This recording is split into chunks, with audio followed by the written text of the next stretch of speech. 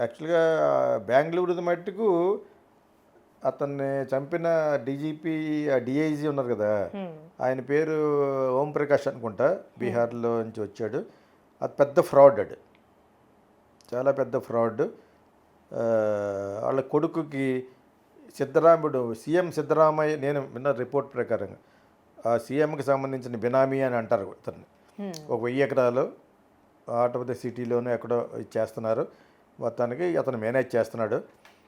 అదే అతను యాక్చువల్గా డిఐజీ కాదు అసలు, ఎక్స్ అనమాట. బట్ స్టిల్ సో పవర్ఫుల్గా అతని మీద ఎన్ని కేసులు ఉన్నా కూడా తుడిచేస్తున్నట్టుగా ఒక ఇంపార్టెంట్ వ్లాగర్ అతను చూశాను. చాలా ఇంపార్టెంట్ అతను. ఎందుకు ఇతని మీద యాక్షన్ తీసుకోరు? In what way is connections?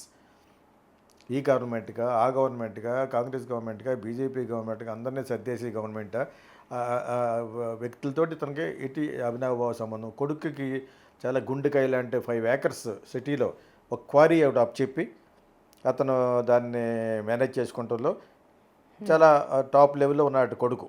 ఓకేనా?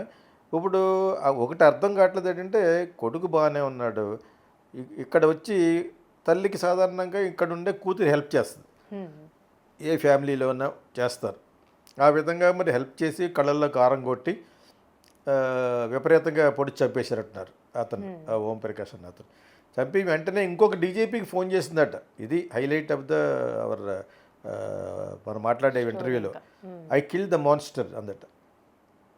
అంటే నేను ఆ రాక్షసుని చంపేశాను అందనమాట. ఇప్పుడు అదే main title, I kill the monster.